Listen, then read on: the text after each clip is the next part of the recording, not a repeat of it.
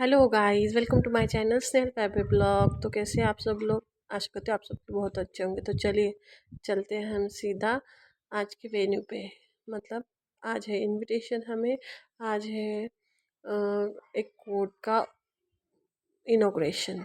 तो चलो पहले तो हमने चलते हैं हम पेट्रोल पंप पे हमने गाड़ी में पेट्रोल डाल दिया और सीधा निकल रहे हैं हम वेन्यू की तरफ। एक्चुअली हमें वो जगह पता नहीं है इतनी कुछ, लेकिन मेरे क्लास के कुछ फ्रेंड्स रुके थे तो हम फ़ोन पे बात करते करते वैसे ही फिर हम जा रहे थे।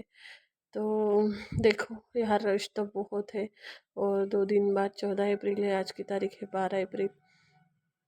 तो ये देखो कैसा ना पूरा रश है, जहाँ देखो वहाँ 14 अप्रैल की तैयारी चल रही है मस्त। तो हमने ये वाला एरिया ना गोंदिया का देखा नहीं था। ये देखो मैंने पूछा इसको बाकी के लोग कहाँ है, तो ये बोला कि अरे वो आए ही नहीं, रुकने को बोला और वक्त पे बोला कि नहीं चलो हम नहीं आते मोड़ने। तो चलो हम ही चले गए, सिर्फ वही अकेला था।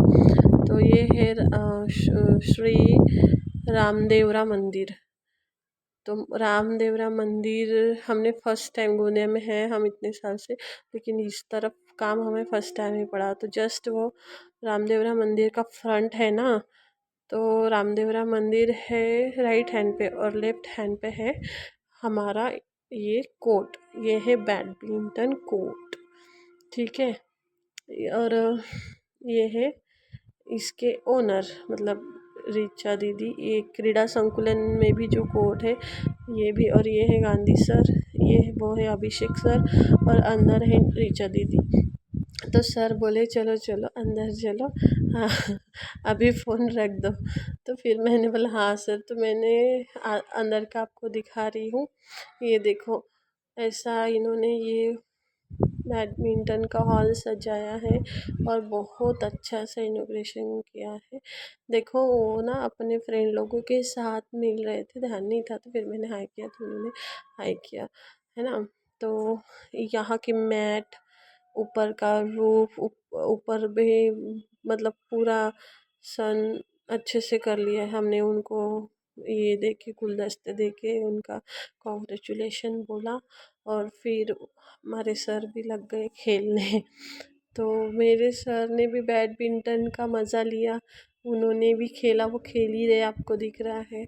हाँ तो बताने की बात ये थी कि आप तो उनका खेल देखो लेकिन मेरी बात भी ध्यान से सुनो। जो भी गोंदिया के बच्चे हैं जो इंटरेस्टेड है बैडमिंटन में, तो वो यहाँ श्री रामदेवरा मंदिर के जस्ट सामने ये नया कोर्ट ओपन हुआ है।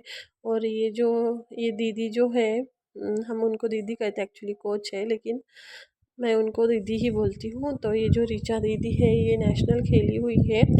और ये जो कोर्ट नीचे आप देख रहे हैं ना, ये हरा मैट, ये सेम बिल्कुल वैसा ही उसी क्वालिटी का है जिस क्वालिटी के नेशनल के मैचेस वगैरह होते हैं, ठीक है ना। क्रीड़ा संकुलन में भी है एक कोर्ट, लेकिन उससे भी यहाँ बेटर है। एक ही लेन है लेकिन बहुत अच्छा है।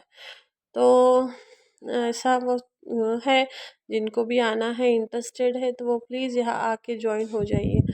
फिर 9 बज रहे थे, हमें भी खाना खाना था। तो ये जो श्री रामदेवरा मंदिर की फ्रंट साइड है ना, उसके ही बैक साइड में खाने का इंतज़ाम किया था। यहाँ इस मंदिर में शादियाँ वगैरह होती है, हॉल है यहाँ शादी के लिए, सब कुछ है। तो यहीं पे खाने का इंतज़ाम था वो बैक साइड में। तो हम खाना खाने के लिए फिर आ गए, 9 बज रहे थे। तो खाने में देखिए चीज़ें थी, अचार था और सलाद था, गाजर काकड़ी, और गरम गरम रोटियां बन रही थी। जिसको घी लगाना है वो घी के साथ खाए, जिसको सादी खाने हो सादी। फिर पूरियाँ थी, मिक्स वाली सब्जी थी, बहुत अच्छी बनी थी। और ये पनीर की सब्जी है, ये भी टेस्टी बनी थी।